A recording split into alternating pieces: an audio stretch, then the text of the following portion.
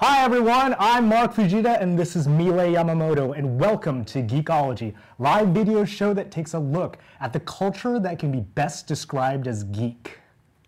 Anime, comics, video games. You know, it was only until recently that these subjects were looked down upon. So what happened? Well, the evolution of technology, the invention of the internet, and the rise of the geek. Perhaps you're a newcomer to this world, or maybe even visited from time to time, but never let anyone else know. Or are you the veteran, loud and proud, full aware there isn't anything we could possibly teach you? Either way, let us take you to a few places we're really excited about. Now, what's that first place we're going to go to? Well, first up is sci-fi. So, the big question is, Star Wars or Star Trek? Well, either way, the future looks pretty bright for all of you. With J.J. Abrams' new Star Trek movie on the horizon and George Lucas developing a new Clone Wars animated movie, well, I don't know about you, but we can all be very excited. Now, the new Trek movie will be a prequel and will feature stars such as Zachary Quinto, Siler from TV's Heroes, John Cho from Harold and Kumar as Hikaru Sulu, and Simon Pegg from Shaun of the Dead as Montgomery Scott, or Scotty, as we all know and love. Now, Star Trek is slated to be released this December. So what are you thinking about this new J.J. Abrams movie? I'm actually very excited about this because... Me too. Because if they did do a new one, they would have to do like DS9 or Voyager or Enterprise, or like, which one would they do? I mean... I want a DS9 movie. If anybody is listening, Deep Space Nine was better than Voyager, and I personally think better than Star Trek: The Next Generation. So if anybody is listening, a DS9 movie would be great. Even better would be a Babylon 5 movie in the theater. Sorry, I'm going into That's okay. DS9 is the best Trek It is the best series. Trek. And I feel like I want to see those characters again, so bring it back! Come on, I know you can bring it back. Please. It's true. Most of those people's careers are pretty much over, but you know, Cedric El Fadil is still there. Yes, he's actually a very acclaimed now. He's working on tons of very cool movies like Syriana. So yeah, Star Trek doesn't kill your career, as you might have noticed. Maybe not. I don't know. Just look at Patrick Stewart. Yeah, he was on X-Men. Come on, he was great. I liked it. Yeah, and you know, he's done a bunch of other movies.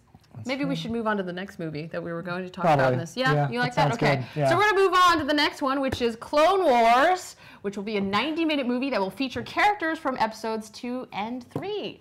Now, following the film, there's going to be a television series, yay, that will air on Cartoon Network and TNT. Make sure you look out for this movie this August.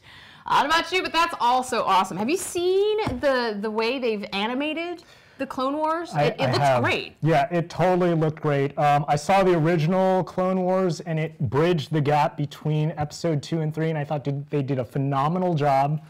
I know they're going to do a phenomenal job with this. The only problem I had with the previous Clone Wars was the General Grievous character. Do you remember the General Grievous character? He was the robot who had like the 4 lightsabers and was just whooping people up. In the Clone Wars animated series, he would like throw a lightsaber up in the air and catch it with his foot.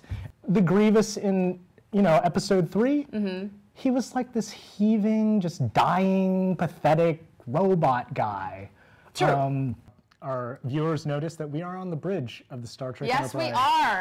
we are. Engage. You can be Tom Paris. You're kind of like Tom Paris from Voyager. You know, that's my favorite character in Voyager. No, you like Garrett, the guy who couldn't act. Who got kidnapped every show. Because they didn't know what to do with him after a while. So he would either get kidnapped, knocked in the head, although I'm outing myself again. He would do Shakespeare in the holodeck. He did do Shakespeare, or he would play the clarinet. He was really cool. He played the clarinet and he would do like jazz. Now that's how you get your ladies, men and ladies out there, if you like ladies. You want to play the clarinet to them. So what about you guys? What do you think? Star Wars or Star Trek? What about you, Mile? Oh man, are we talking epic soap opera, like space opera battle? Are we talking just like, oh man, that's so hard. I swing. I swing. I'm a swinger. I have to admit, I'm a swinger. I have to go to Star Wars when I feel like having my heart ripped out, you know, and then if I feel like, oh, it's hard. I like Star Trek too, you know, especially DS9. DS9 is best, you know, so. Your heart ripped out? Star Wars? What, are you watching the prequels? What? Okay, he deserves to be smacked. Yeah. Young Anakin, oh, who said that? Gundam Man? Please, please. What about old Anakin? Are we talking about the guy who portrayed him in Return of the Jedi? Yeah. Oh, okay, okay. He was good, I think. He had like 5 seconds of screen time. Yeah. 5 seconds. And he had that thing on his face. And he was like all messed up. And white. Yes. Well, he was white, but he was whiter. Yeah. You know, just with makeup, pan makeup, yeah. No, but you know what? I am actually on the boat of being okay with Hayden Christensen. He had Natalie Portman. What did he have to complain about, Geekology? He didn't have to complain about anything. That's so true. If I was a man or if I was a lesbian, I would not mind having. Plus, if you had the Force and you had like a lightsaber. Oh, that's true. Yeah. Why did he have to complain? That's true. Yeah. All right. So. Yeah. On Gundam Man saying no, we are going to move on. Then I guess. Yes. We will move on.